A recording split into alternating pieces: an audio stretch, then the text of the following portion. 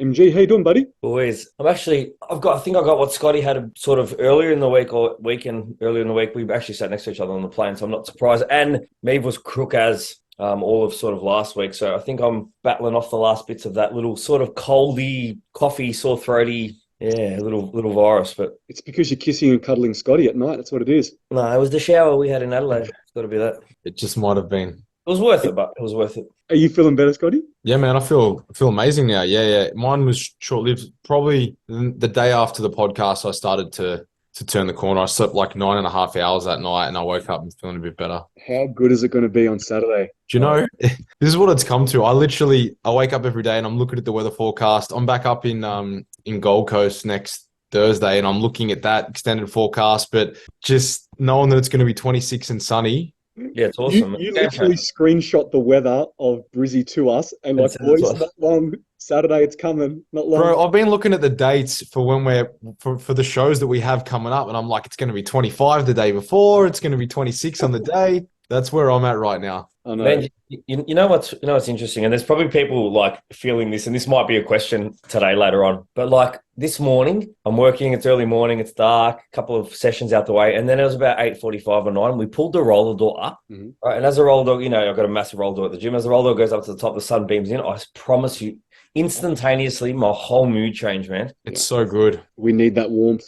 I want to get the session done before the workshop as quick as we can, and then I just want to drink that post-icy shake and just sit in the sun and just soak up that vitamin D. Oh, you have mentioned so many times that post-workout shake that World Gym has. I know you're craving it so hard. Man, I'm looking forward to it. Yeah, well, considering how miserable my day of eating was when we were in Adelaide, this just gives me a little glimmer of hope. It's the little things that you got to look forward to, like celebrating the good weather.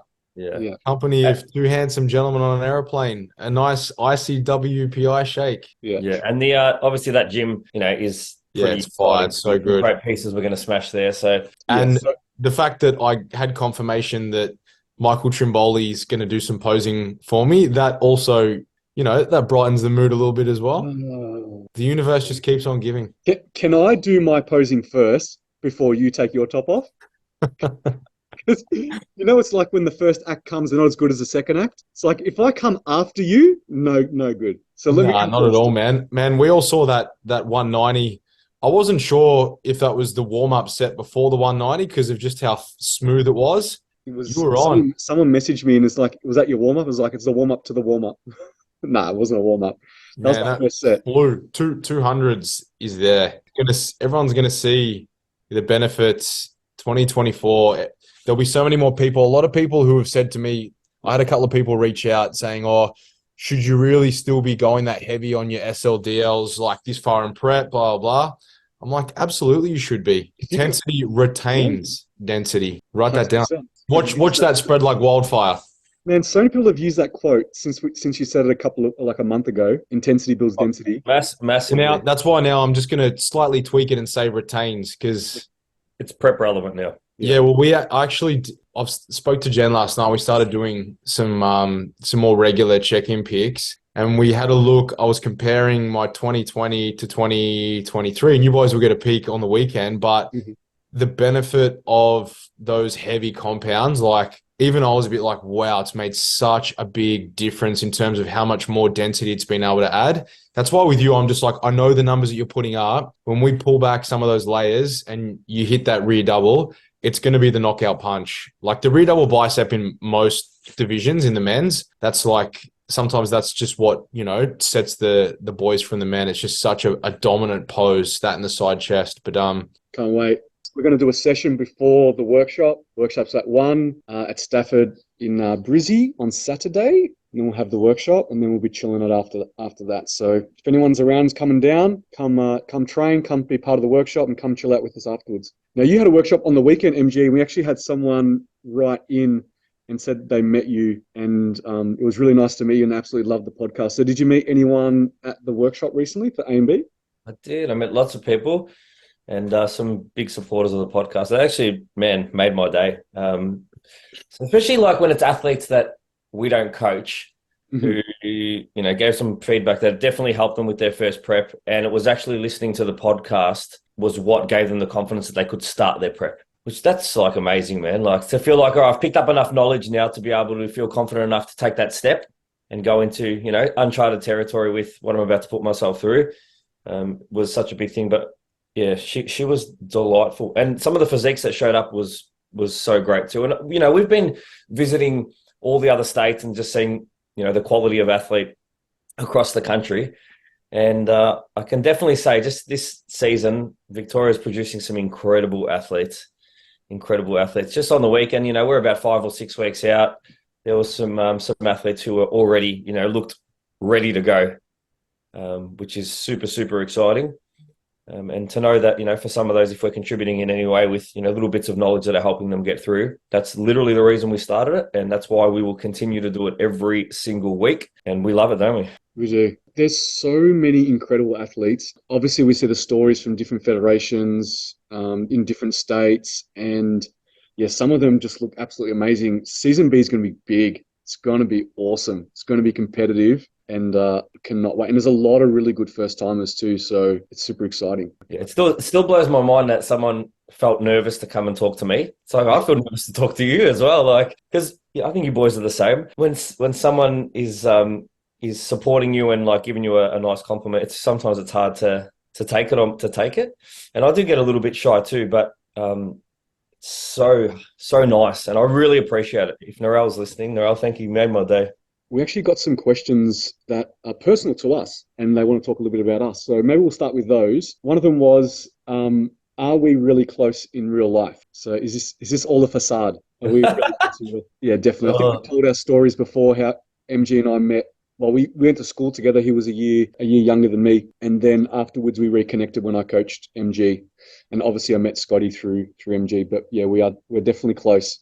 We're we're obviously not just close from a friendship perspective, but we've also got, you know, business ventures together too. So we're definitely all close. Yeah, like it's undoubted. Like if I'm in a pickle or there's something that I'm not sure of, I'll 100%, you know, go to you boys for advice straight off the bat. And we're now at a point where, you know, we know probably the first bits of private information about each other. We're obviously connected with each other's families, you know, is pretty damn special, especially with Scotty's kids, right? They definitely bring a smile to our faces. And I think, you know, every now and then we get a bit of an Uncle Michael, which is always nice.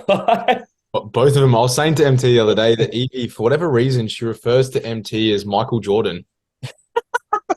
But whenever I tell them that I'm going away, she's like, "You're going away with Michael Jordan and Uncle Michael?" And I'm like, "Yep, I'm going away with the two Michaels."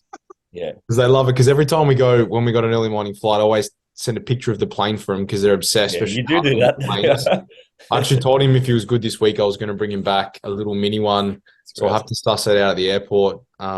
Lego, man. Lego airplane. Yeah, no, I can't buy him Lego yet because any Lego that he does have, his sister, breaks it and pulls it apart, and then the pieces go missing.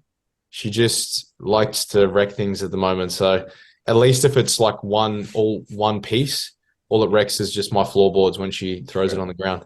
The next one was, how important is money to you? Scotty, you want to go first? It's a really interesting question. I guess obsess or what, like obviously money is important. I have a family that I provide for and kids cost a lot of money, and just the way that we live our lifestyle. And obviously, you know, making sure that you have, for example, food, we never, you know, skimp on anything. So it's important to have enough to facilitate all that. But I don't ever really make like decisions. Like I'm not doing what I'm doing coaching wise, or I'm not like, oh, this is going to make me this amount of money. Or if I take on this client, I think once upon a time when you're first starting out, definitely. But I'm fortunate enough business wise that, you know, things just sort of go through the motions. I don't really obsess over that. So I don't necessarily think that I definitely don't think it's the be all or end all, but equally I'm aware that being in a really stable financial position affords you to be able to have more flexibility and more so from a time perspective. So things like, for example, like next week, you know, feeling a bit cold and tired, you want to just go back up to the Gold Coast? Yep, let's just do it. So things like that I don't take for granted for, but I don't value money above like relationships and friendships and all of those things.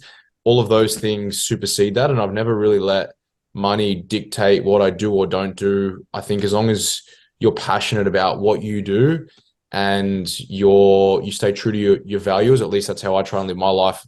It's always just sort of, it sorts itself out. And I I kind of just view it in that sense. I'm very aware of, like, I like to stay on top of things quantitatively, but I'm definitely not like super money driven. Like I want to be a millionaire, whatever. Like for me, it's about enjoying every single day and seeing, like we were just talking about before, seeing and appreciating things, and the fact that I'm looking forward to a 26-degree day, and even on the days where you're not dieting or in prep, they're the things that, like, valuing that I get to have a day and spend that time with, two of my best mates, and I get to have those experiences. I'm in a position where, traveling, running bodybuilding workshops, things that if someone was to ask you 10, 12 years ago, when you're just finishing uni or whatever you're doing, if this is what you were doing in 10, 12 years, would you be happy with where you're at? Like, sometimes you actually have that pinch yourself moment, like absolutely, like ticking off those things. But equally, I think staying like true to yourself and to those values and things that I uphold, my values, that's always just allowed me to do what I want to do. And again, all that stuff just sorts itself out. So I don't know if that answers it, but hopefully it does. It's an interesting question. How about you, MG? No, Scotty's spot on. I think you use this podcast as an example. I think our mentality's always been like, do things out of passion. And, for the most case, show enough passion and the money tends to follow. Like we started this just because we love it so much. This was never set up to be, for financial gain. And, 65 weeks later, we're still going strong. And, not one conversation has ever been from a monetary point of view. And I remember the one example I'll give is when Meave and I started the gym, I was working, in a reasonably good job at the bank. Prior to that, I'd worked in car dealerships in, roles that paid reasonably well. And it was a massive step back to jump out of a job that the money was always going to be there into a high risk environment of operating a gym. And I remember a conversation Meave and I had, which was like, as long as we can just make enough to survive and get by, pay all our bills and make sure that, we can live, anything above that is just great. As long as we're happy and we're doing what we love every day, we really didn't care about the money. So we didn't even get into it to become rich. I think for me, the benefit I had was coming from a financial background. I've always known how to be good with money, and I've never been, someone who, splurges or just splashes cash unnecessarily. So I think that's definitely helped me a lot. But I would still say to this day, there's not really anything that I do that starts from how much money can I make. Yeah, I agree with everything that you boys said, and no surprise because we're all besties and we all think the exact same thing. Obviously you have to have an understanding of how much you're spending and how much you're earning, of course. But how many conversations have we had between us and we've said, it's all right, the money will come. Let's just do it this way, even if it's going to cost us more. The money will come. The money will come. Don't worry about it. We'll just do it this way. It's better to do it this way, and the money will come. Don't worry about it. So perfect example is the retreat, man. Like when we looked at what we're doing, and everyone, the first feedback we had was like, wow, how is this able to be what it is? And it's like, because again, we didn't run it because we're like, let's make as much money as we can. And equally, other than, covering, we just said, as long as we can go and it covers what it costs us to do it, then that's a win, because we more want to run it well and do it right the first time, get a good group of people and that sort of stuff. That will take care of itself long term. And I think if that's the view that you have on anything, that do it right the first time, you get all those basic fundamentals right, rather than, and I think this is probably more so a lot of young coaches could probably take a lot away from that, trying to just start out and wanting X amount and wanting to do that, not willing to pay your dues. And I think if you focus on quality rather than quantity and following on monetary gain, that, like I said, it sounds cliche, but it just sorts itself out long term. It does. Yeah, it definitely does. We had another question, and it's a little bit deeper, and we'll see how deep you want to go on it. But why do you think you three are successful in what you do? So I'll get you guys to answer it, but I kind of split this in two. It's like, what drives you? Like, why are you the person you are? So, what made you a motivated, high-achieving person that wants to be successful? And then why are you successful in actually what you do right now? Is there something that maybe turned you into the person you are now? Maybe something that happened when you were a child or something like that, like maybe your upbringing that made you want to be a high achiever, someone that wanted to strive for success. And then why do you think you're successful being an actual coach? Like, what do you do in your business that makes you successful? Yeah, man, I think the biggest thing that I have going for me is what was passed down from my dad, which is really my personality and the fact that I really just love people. I love being around people. And the thing that makes me the happiest is when other people around me are winning and doing really well. That is uplifting for me. Mm-hmm. So it's like, well, how can I then translate that into something that I can use from a business point of view day to day? Well, put yourself in an environment where you help others be successful, which is why it works so well with coaching. But, you know, the more I surround myself with people who are high achievers and people who have big goals, may not have achieved them yet, but people who have big goals and are striving for it, the happier I become. And the second part to that is obviously my partner in my relationship is like, as soon as I got with Meave and I got together, we both had high dreams, high goals. It was just such a joy to try and hunt them down together, and like to try and provide for your partner was like my big driver. Like that first 2 years, and I've told this story before, I was working 2 full-time jobs, the bank and the gym, right? You remember it was 5 a.m. till 9 o'clock at night, 6 days a week, plus the Sundays we worked as well back then, you know, like a half day. And, you know, I was doing probably double the hours I am now. And I couldn't imagine doing that now. But at the time, the drive to protect my partner and to provide a life for my partner was so high. I didn't feel like it was stressful. It was just what needed to be done, and I was willing to do anything. Now I'm in a situation where that has paid off and I don't have to do that anymore.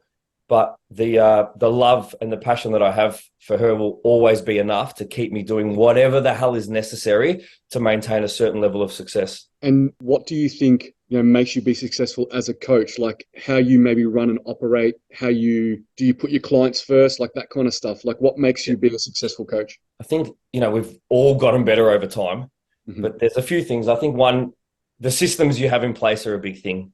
And if I think about myself as a starting coach and the systems I had back then versus now, there's no way I could operate at the level I am now, utilizing the systems I used to utilize 3 or 4 years ago. It just wouldn't work. But I think, you know, we're all in the same boat. We definitely put our clients first. Sometimes, you know, in periods of time when we probably should have some personal time or some family time, you know, we're always responding to messages and getting back to people because we genuinely do love it. We're passionate about it. But that's part of what's made us successful, right?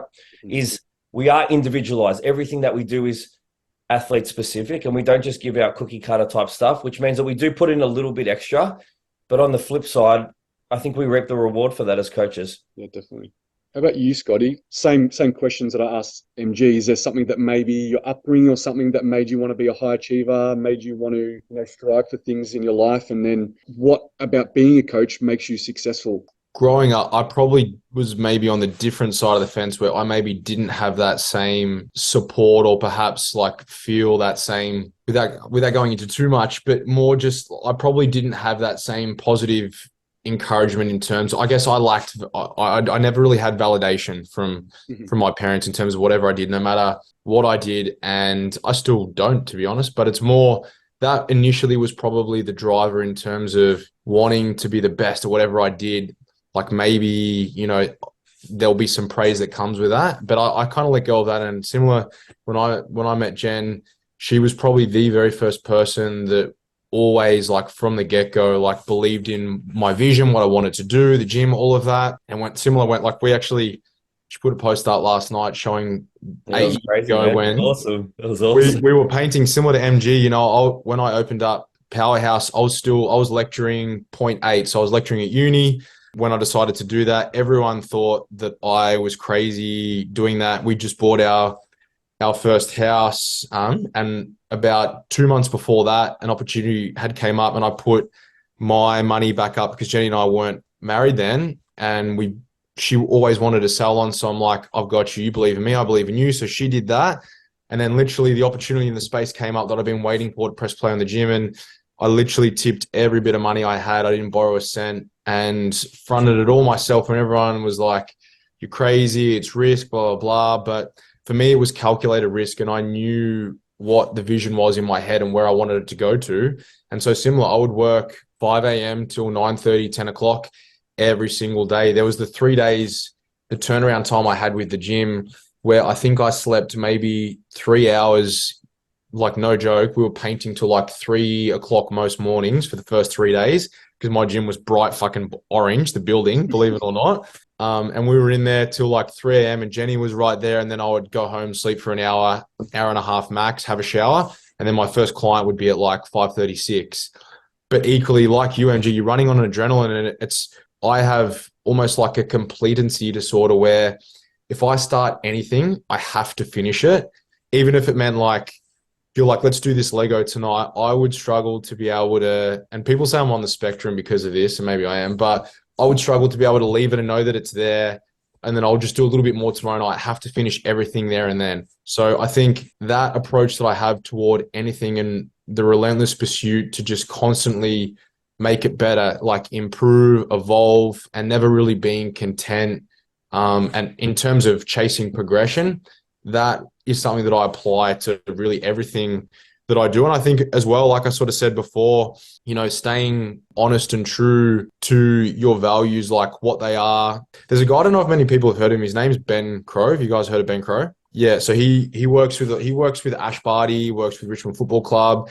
Anyway, I heard him on a podcast a few years ago before he made a big name, and he was really, really big on like asking yourself the question, like, who are you?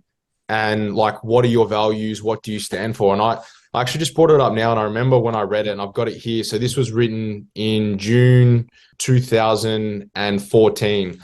And it's like, who am I? What are my values? And they still are to this day that I have pinned in. So the things that I would want to be known for, if someone said, Trimboli, like, who is Scotty to you? And it was to be respectful, motivating, supportive, hardworking, and consistent. And they're the 5 things, the pillars, if you will, that I guess I uphold. If I'm going to do anything, am I staying true to that? And not just when you're in the public eye, like when I'm in the gym and people see you, but when you're at home, when you're with your kids, your partner, how you live your life. And so they're 5 really important things, I guess, in terms of how I apply whatever I do to whatever I do. And again, that mindset of if I'm going to do something, I'll do it 110%, or I just won't do it at all, because I just physically don't have that in me to do something half-assed. So if I'm going to be married, I'm all in 100%. If I'm going to have a kid, I'm going to be the best dad that I can be. I'm going to do whatever it takes doesn't matter how tired you are. Like when you're in prep, if Harvey wants to play cards and I'm exhausted, the last thing I want to do is do that. It doesn't matter, because, I want to be there for my son. So I think having those key pillars and your values, if you will, and staying true to that, I think that's made a big difference in terms of me getting to where I am, and also surrounding myself with the right people. I think as you get older, you place more of an emphasis on quality over quantity. If someone said to you, who are your friends? Yeah, there's people that you know, perhaps acquaintances and whatnot, but there's probably, if I had some really important information that I was going to share, there's probably 5 people that I would feel the need that I would really want to reach out. 2 of them are on the screen. And then, obviously my wife, Chris and Zach. And then outside of that, like, yeah, there's people that but they're my inner circle. And I think when you have that circle, you place less emphasis on a large bolus of people, and you protect that environment, everything that you do is so much more fertile and it grows. Business, relationships, friendships. And I think staying true to that and not worrying about what anyone else is doing, I know for me, has made a big, big difference. And just ignoring everything else is background noise. And I kind of have that view to everything. Like if someone's like, oh, Scott's a really shit coach, and they're outside of my circle, if they were talking about X, Y, and Z, would I really take an interest in it? Probably not. So whatever they say doesn't really mean anything. Whereas if Michael Trimboli said, man, you've been a bit of an asshole lately, like that would hurt me, because I'm like, that's someone that is in my circle, and so I'm falling short there. So I would want to try and correct that. But I think if you can compartmentalize things, at least for me, it makes such a big difference, provided that, like I said, you're staying true to those values and those pillars that you hold or that place emphasis within your life. No surprise that all the things that make me successful are very similar to everything that both of you guys said. Me growing up, my dad was my role model. I would say he was hard on me in a sense of he didn't give me any praise or validation that I was doing well, but behind the scenes, he would tell other people I was, so he'd never give it to me. It's like the ultimate reverse psychology of me wanting to prove to him that I was good enough and that I was good at what I was doing, but he never would praise me for it. And I'm actually really glad that happened, because it really pushed me to try as hard as I possibly can. I definitely got my work ethic from him. He never stops. He's always working. He's continuously doing something. And that's where I got my work ethic from. I always want to strive to be someone like my dad who works super hard. He lost his father when he was 21. He was very, very young. So I guess he never really got that loving side of him, and didn't pass that on to his own kids. But my mum had that. So I had a really, really good balance of a mum that was supportive, that I could bounce ideas off and things like that, but a dad that I wanted to show how hard I worked and how successful I was and how much I could do. So I'm really grateful that I had an upbringing like that. Even though some people might say that might have been pretty tough, I wouldn't want it any other way, to be honest. And then moving on into being a good coach, that completely translates because I have this fear of like being inadequate, not good enough, and that I want to constantly try to achieve, almost like an imposter syndrome where I feel like I'm not as good as what other people think I really am, which I think is a blessing, to be honest. Like some people may think like, oh, Michael, cut yourself a bit of slack. But I thought if I did and I said, yeah, I'm good, like I'm a great coach, I would then slow down and I wouldn't become any better than what I really am. So I never think that I'm good enough.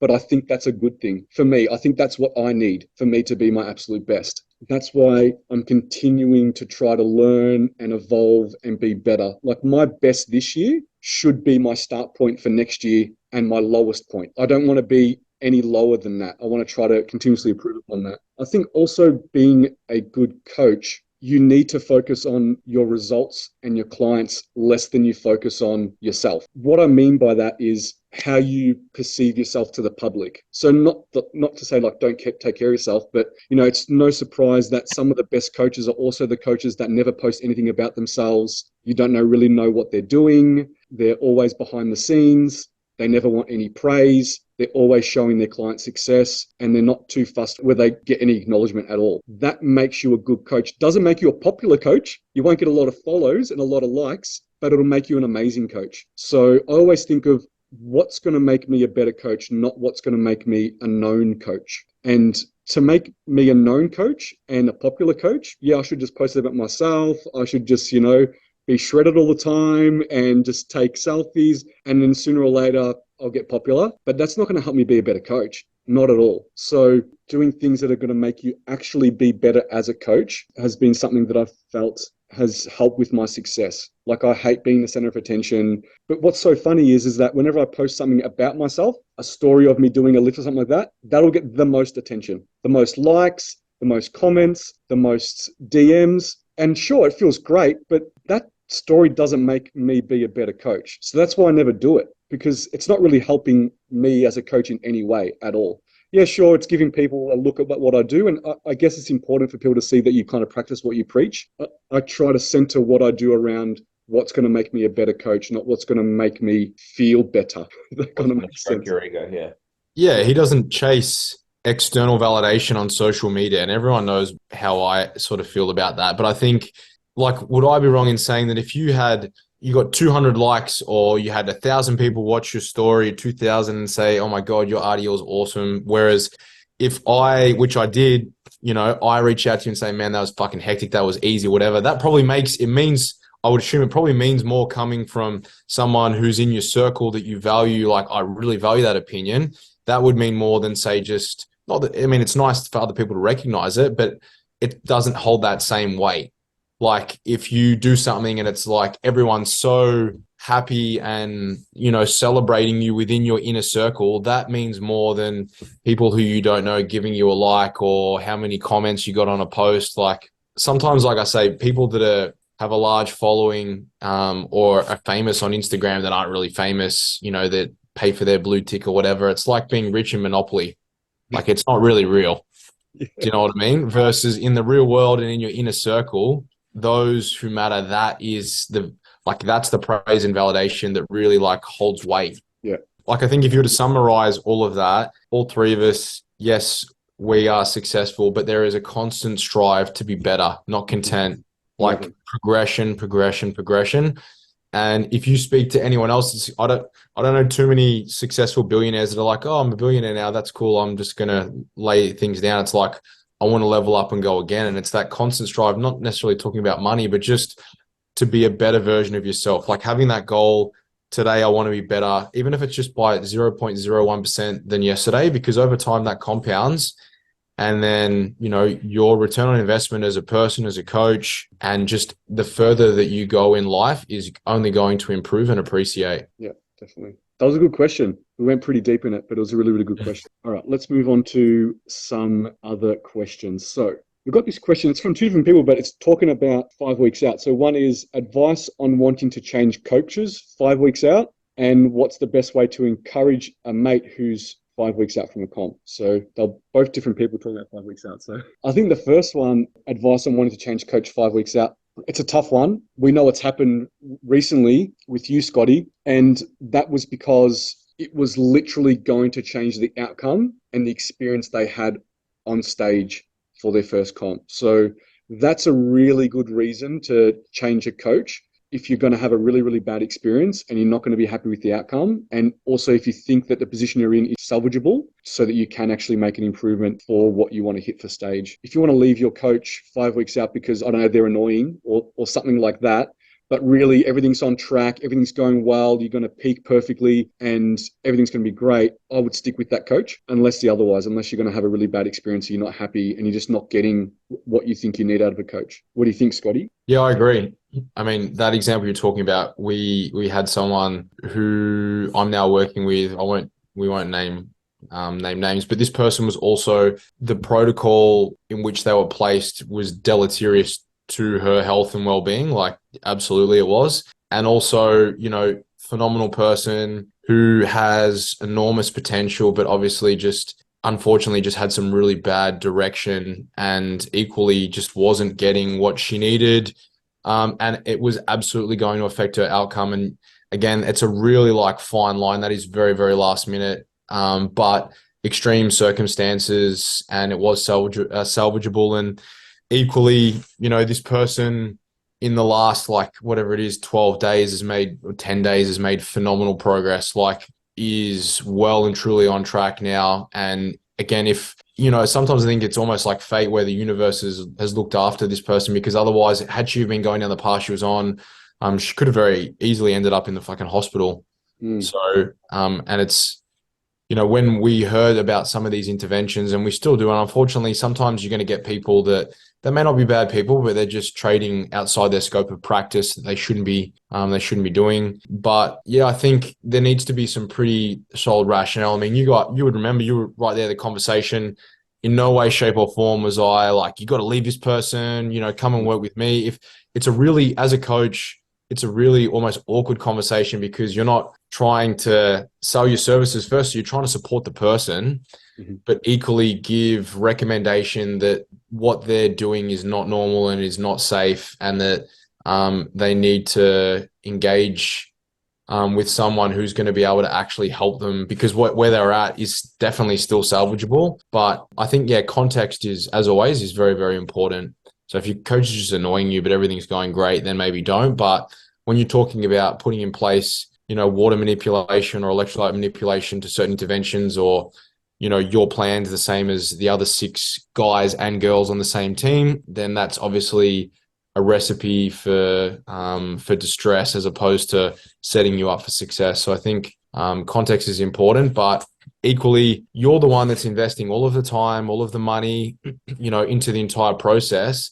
I think about that. If that was me and I'd put up 18, 20 weeks and I've been killing myself and I'm just not getting any return from a progression standpoint, it can be really soul destroying. Imagine you're doing everything you can. You're killing yourself day and night, hours of cardio, training every single day. You're barely eating. It's why aren't I making any progress? It's soul destroying. And as a coach, and you know exactly why, it's really, really hard to hear. For us, that was really hard to hear, wasn't it? Yeah, it was. The first thing that MT did was he walked over and gave her a hug. Yeah, because I could see on her face that you could just see and equally inside, we were hurting for this person too, because it just sucks. It's especially as a first timer, like I said, a first timer's prep, we all take that very seriously, because it ultimately determines whether the experience they have, whether they leave or they stay in the sport. And so it's really important that it is a good experience. But unfortunately, not everyone has that. And so hopefully, and not hopefully, I know this person will have a phenomenal experience. Their prep will be very, very good. And obviously she's in safe hands now. But yeah, sometimes it does happen, and sometimes it needs to happen. And other times, if it's a matter of just writing it out, perhaps it is, and it's cleaner, and then you can cut ties and move over. We'll usually get a lot of inquiries post at the end of a season where coaches, not coaches, athletes may leave their coaches and they want to move across. And I think it's cleaner and easier probably for us that way as well, because it's really hard taking on an athlete at the back end when you don't have a ton of data. You haven't worked with them in the improvement season. There's so many elements and missing pieces that you have to put together. But again, sometimes it's what's required. Yeah, I know with the people that I've taken on, whether it's 5 weeks out, 2 weeks out, or whatever that is, it's the conversation to be like, I just want this experience to be better for you. I want it to be a better finish so that you want to stay within this sport and compete again. And that's what we want for this person. And that's what I wanted for all those other people too, is just, and that's what we're doing in this podcast too, right? Is we're trying to give everyone the information they need to absolutely love the sport and have an amazing experience, and then want to motivate other people to get into this sport too, and motivate other people to become coaches. Yeah. And hopefully to potentially even upskills. Like at the end of the day, everyone was once a beginner. Once upon a time, we didn't know what no one knows what they know now. Like what I know next week will be different to what I know right now. So it's constantly evolving, but equally, I think as a coach listening, you need to constantly evolve your practice and the way that you're going about it. And you don't know what you don't know. And if you're ever not sure about something, the best thing that you can do is just say, I'm not too sure, let me come back to you, rather than prescribe something or an intervention that's outside of, your scope of practice or your knowledge. What do you think, MG? Yeah, I think I've had a couple of examples of like I've taken over clients after their first show, but before their second show, right? Because they've had a terrible experience. And it was the same thing for me. It was like, all right, this athlete's got plenty of potential. And at the moment, they're hating the sport because of the protocol or the process that they've been on. I think if you're thinking of switching, just to be more specific to the question, if you're thinking of switching, and Scotty touched on it as well, the amount of data that you can provide to the new coach is going to be so important, because there is no off-season data to work off. So what you're able to give to them up front will make a big difference. If there's no data to give them because maybe your previous coach just didn't really track anything, then it's going to take a week or two to kind of find where you are metabolically, what you can handle, and all of a sudden now you're down to 3 weeks. So I think a big decider whether a 5 week out swap or post would be on what you're able to give to your new coach up front in terms of how your body's been responding, the amount of nutrition intake you've been on, how much expenditure you've been doing, things like sleep, things like how your energy's been. All that stuff will be really important for the new coach to be able to prepare a plan and have enough time to implement it and get a result quickly, because you're only dealing with 5 weeks. So with the other question that we had, part two, from someone else, what advice we give to a person that's trying to motivate and support someone who's 5 weeks out? And I'm assuming because maybe they're struggling or they're going through the prep feels that probably everyone's feeling right now. We've got people that are 2 weeks out because the tropics is coming up, and we've got people that are 5 weeks out, 8 weeks out, 12 weeks out. So there's definitely some people that are going to be having the prep feels. So if you're someone that is supporting someone else that's going through that, what would be a really, really good piece of advice? Maybe MG, if you're supporting someone that's going through some prep feels at the moment? And can I just say that is a good question. This must be like someone who's maybe a competitor, who's maybe not in season, who's got like a friend who's in season competing, and it's like, how can I support this person better? I can tell you that this bloke, he's an awesome bloke, and he brings Scotty some peach monsters. Oh, well, you know what, man? That's awesome. So you know what? Great question. Yeah. And I think some of the things that you're already doing are going a long way to helping support this person. Sometimes it's not just about the words that you give, but like that can be a big thing too. So there's many things, and we'll just like brainstorm, we'll throw them out as a group, right? But like little acts of kindness, of like, I'm going to use that exact example of leaving a peach monster on someone's desk so that when they get into work the next day, that sugar-free peach monster's there. Right at that point, they're feeling running to the ground. They've just done 5 face-to-face sessions. They're tired. They open their fridge. There's a little surprise. Little acts like that are amazing. Obviously, verbal affirmations are really, really good too. So, they might post a photo, or you might walk past that person in the gym, just little comments of like, I'm noticing a difference from this week to last week. You look leaner through this area. Man, I know you're tired, but let me tell you, all that work you're putting in is really showing. So plenty of verbal affirmation. I think, acts of kindness would be my biggest one. I love leaving little notes and little treats, not like unhealthy treats, but, little cans of stuff, little notes on desks for people that I know are suffering, or, a message first thing in the morning. We do this with each other, right? Voicemails on Instagram. Hey, bro, I know you've been struggling lately. I just want to say you are absolutely killing it. This is going to be your day today. Dominate everything that you do. Like just little things like that can only take 30 seconds sometimes, but can change someone's whole fucking day. How about you, Scotty? obviously you're going through it at the moment, but if other people were going through it, how would you support them? Yeah, well, I mean, for example, like when Woz dropped those monsters for me, like you said, that they're the little things that you just appreciate. And even I was last week where I came back and there was like six of them all lined up in a row, and I don't even he wasn't even in the gym, but I just saw it and I just smile, and I'm just like, that's someone that wants the best for you, such a good person, such a good human. But equally, it's funny, and he actually was texting me saying, you're always there for everyone else. You were amazing for me in my prep, selfless. It's something so small that I can do to show you that I appreciate things like that. It means the world. And it's not always about materialistic things. I think it's just knowing that, like for me, knowing that all my staff know that I have a hard time with people that complain, as in, like, don't complain. If you're unhappy with something, just change it. Mhm. And also, again, the environment, like I'm very big on, everyone needs to be positive. If you're having a shit day, don't put it on someone else because it's infectious. Someone comes in, he's in a good mood, I'm in a good mood.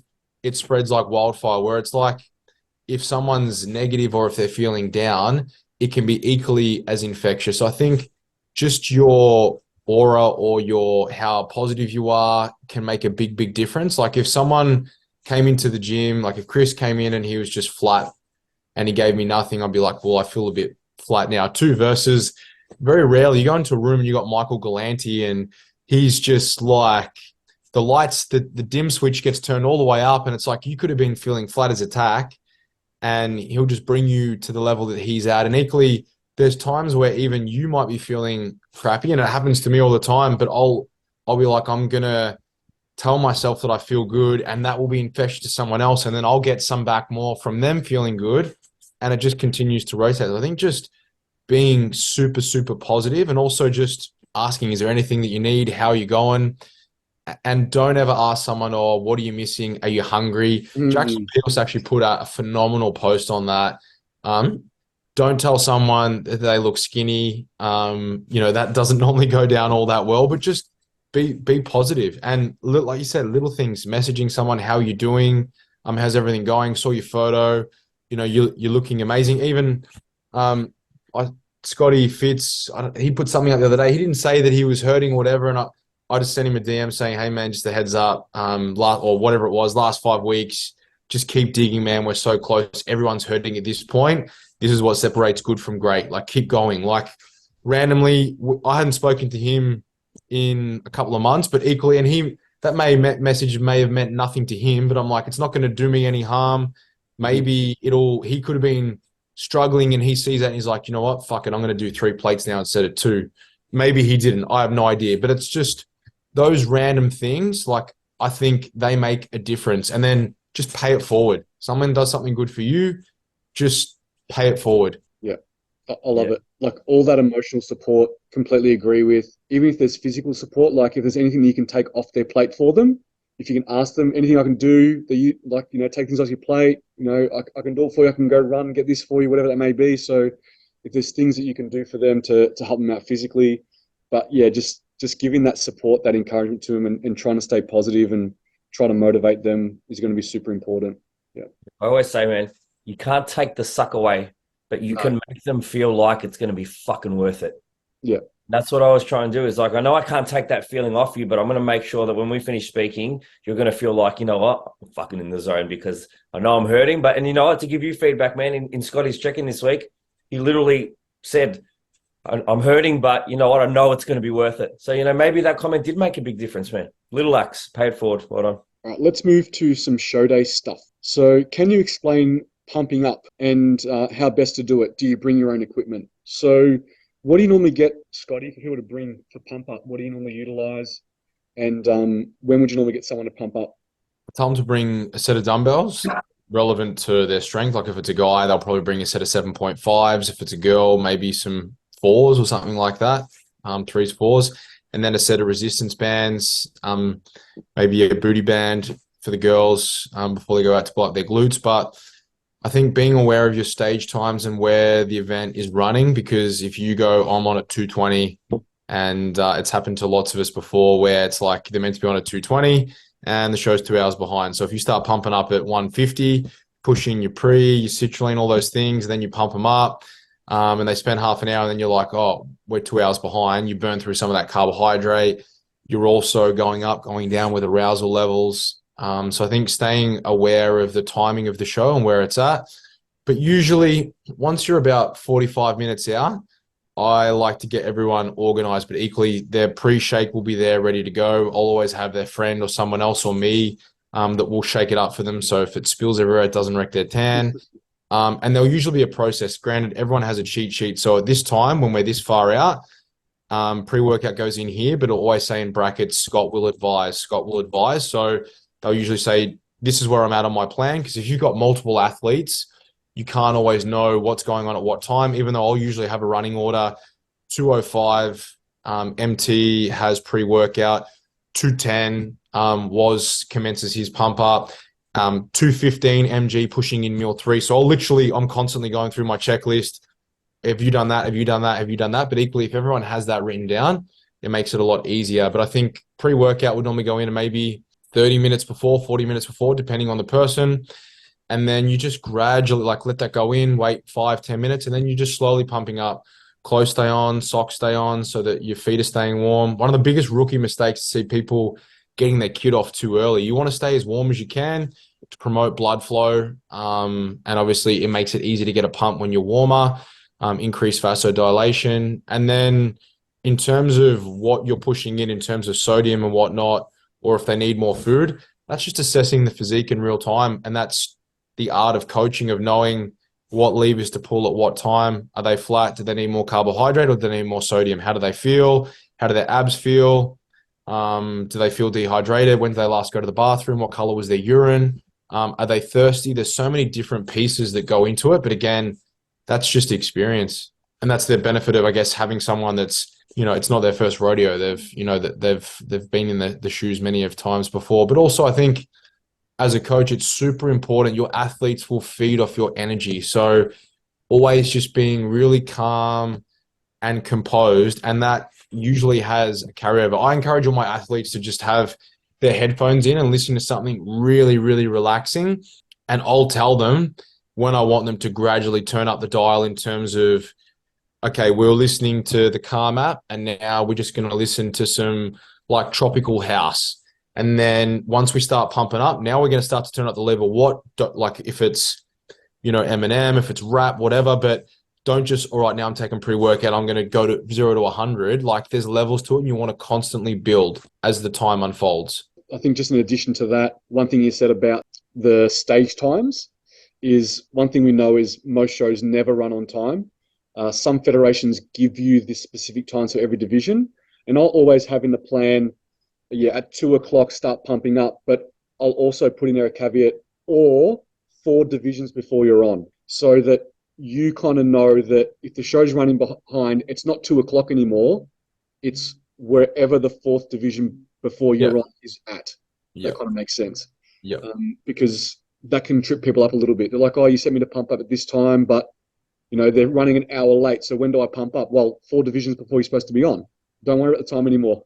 It's about how fast or slow the show is running. So I always tell people to be besties with the backstage marshal, to always know where they're at, what division's on stage at the moment, what division's side stage getting ready. So you kind of can judge, all right, well, the division takes about 10 minutes each. That's, 4 divisions times 40 minutes. Okay, cool. I should start pumping up now. And you touched on having or being calm, the coach being calm. But also too, if you do have a helper, and we normally recommend someone has a helper with them, is pick a helper that's going to keep you calm and not a scatterbrain, right? Because the last thing you want to do is calm your helper down, right? It's the last thing you want to be doing. So pick a friend that's super calming, super relaxing, not flustered in any way about anything, and then it's going to make sure that everything is smooth sailing from there. And that's pretty much about it. How about you, MJ? Anything to add? No, the one thing that I was going to say, which you touched on, it's very, very switched on. You're obviously got a lot of experience. I always go straight up to the backstage helper and say hello and build a good relationship with that. I see people ignoring or avoiding the backstage helper. Go up, meet them, try and build a little bit of rapport with them as well, so that you can go over to them if you need to and just say, hey, roughly how long or how many divisions until that. it makes a massive difference on the day. Equally, if you're good friends with the helper or you make good, you build some relationship with them, if you do miss hearing something, you're not going to have someone angry looking for you, right? Yeah. It just changes the day. So coaches out there who have, just starting with comp athletes, go and meet the backstage usher and try and build a good relationship with them. And you should always be touching in with them. Like, it's usually, for example, Steph is normally at ICN and an MBA, so she's like go to all the time, like walking up, where are we at now? How far off do you reckon? You just got to constantly get that touch up, because at least that way in your head, you know where you are. And equally, if you know, all right, they're about 4 behind, you know that for all of your athletes, and then you can then go do the rounds, they're about 3 or 4 divisions behind. So you're on, when they call, I don't know, female over 30s, that's when for fitness, that's when we probably need to start thinking about getting ready, and so on and so on and so on. Yeah. And remember that when you start your pump up sequence, you should have everything done. Like, heel should be on, last touch up should be done. You should have gone to the bathroom. You should have done absolutely everything. The only thing you got to do now is pump up and go on stage. Make sure you've done everything. Earrings are in, like everything's done. Last thing you want is to be pumping up and going, oh my God, I forgot my number. I forgot this. I forgot that. And you're rushing around, and no, you want everything done. And trust me, you'll be surprised that things turn around very, very quickly. So if you've got to turn around from maybe like fitness to sports where you need to get changed, I normally tell people, okay, take whatever photos you need to take in your bikini with your family and friends or whatever you need to do, and then go get changed straight away. Even if you're on in 2 hours time, trust me, time gets away from you. You get chatting to someone, and then you go to the bathroom, and then you dawdle, and before you know it, it's time to pump up, and you haven't even changed yet. So make sure that you are definitely ready early. Now, Scotty, you spoke about having a pre-workout or a drink, some kind of pump-up drink that some people might have. We had a question about pre-workouts for the gym, and what we would normally have in a pre-workout. So let's answer the question like this. Is there any difference between the pre-workout that you have for pump-up with the pre-work that you would have at the gym? Yeah, absolutely. So you need to be very careful, especially obviously if you're going to get drug tested. A lot of the pre-workouts, there's not many of them that are actually HASTA certified. So if you're taking something that you are using that has caffeine, and obviously that has some of those other compounds, citrulline malate, beta-alanine, taurine, tyrosine, and whatnot, you want to make sure that whatever you're taking is safe for you to have, so that if you get drug tested, which you may very well, that you're safe on that, because you may not be taking an exogenous compound to try and, be taking clenbuterol or whatever, but you could be taking something that is a byproduct of a banned substance on the WADA list. Like for about 2 or 3 years ago, there was a fat burner that I used to take in the morning, not to burn fat, but it just had a mild amount of caffeine, would help me wake up. And when they changed the dosage and the recipe, and I had a look at it, and there was I think it was Amperol, which is a byproduct of amp nitrate, which was recently banned on the WADA list. And I remember seeing that, doing some research, actually going onto the WADA list and being like, this is a fucking banned substance now. So those that would normally probably still use this, I think it was Rapid Shred, in prep up until a certain time, technically they shouldn't be having it because it's banned. So instead we switch to something that we know is HASTA certified, or you do what I do, where you just make your own, where you'll literally just use citrulline malate, beta-alanine, as in like the exact compound. So you buy them direct, and then just use your own caffeine, either a caffeine tablet, or you can use a HASTA certified pre-workout, which is never normally going to taste as nice as all the other ones, and then add a bit of sodium and then neck that instead. And that's usually what I do. We normally go with, I've got the brand here. So just while you're looking at that, you can go Masashi pre-workout from Chemist Warehouse is HASTA certified, and actually tastes not too bad. Yeah, I know Bulk Nutrients have one, and the other one it's BSC, KOS pre-workout.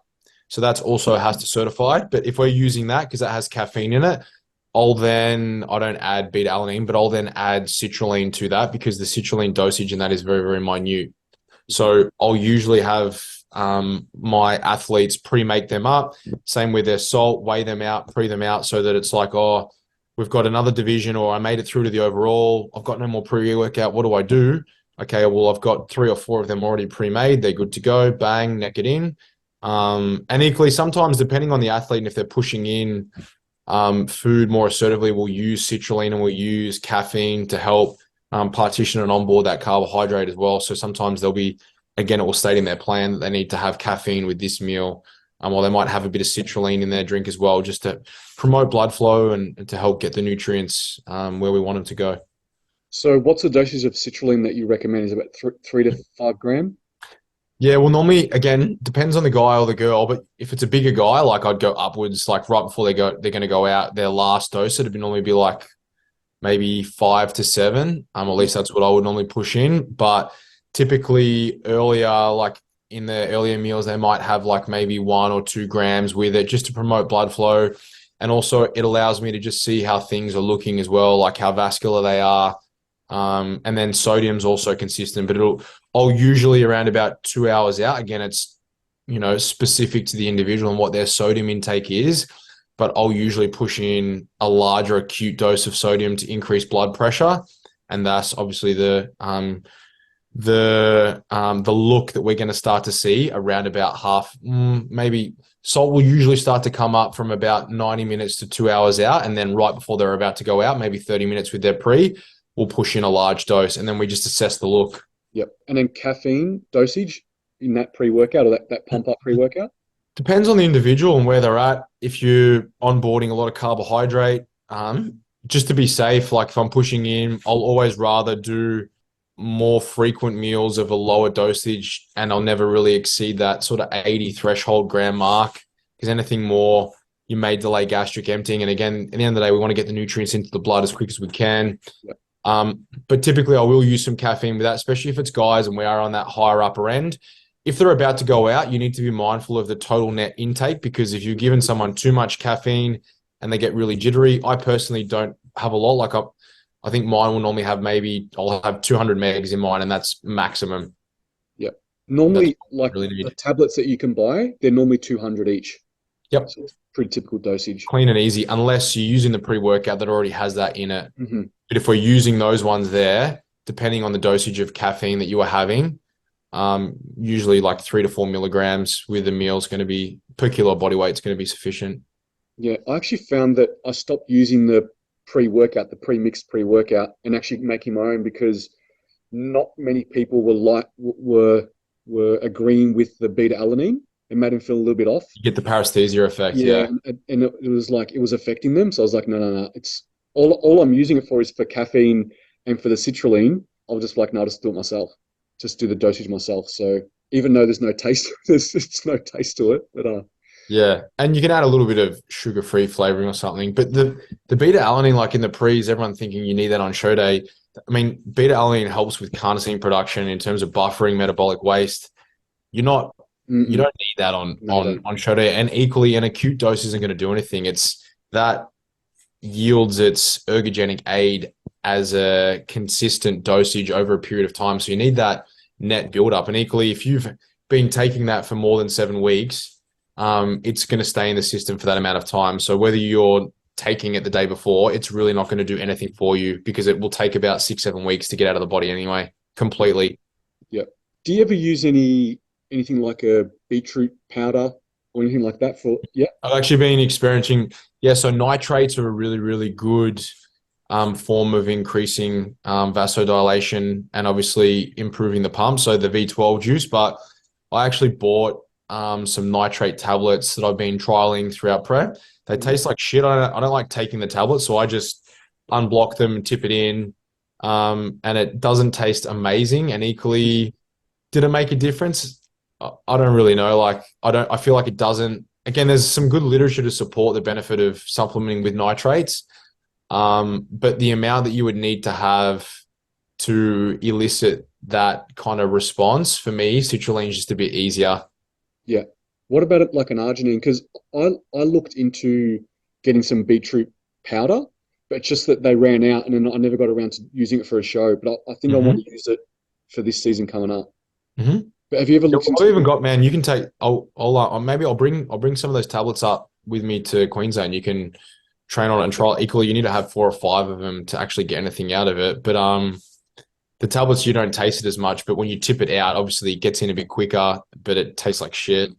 But arginine, yeah, but again, if you're going off the literature supporting supplementing with it, like nitrates and I guess beetroot powder would technically is superior to that in terms of research that they've done on it. But I know a lot of people that supplement with arginine as well. I personally just think that citrulline malate is better and you get better pumps on it. But again, everyone is different. So I guess you just sort of see what works for you. Yeah. We've got time for one more question. Is it a quick one? Yeah, it's a quick one. Rapid fire.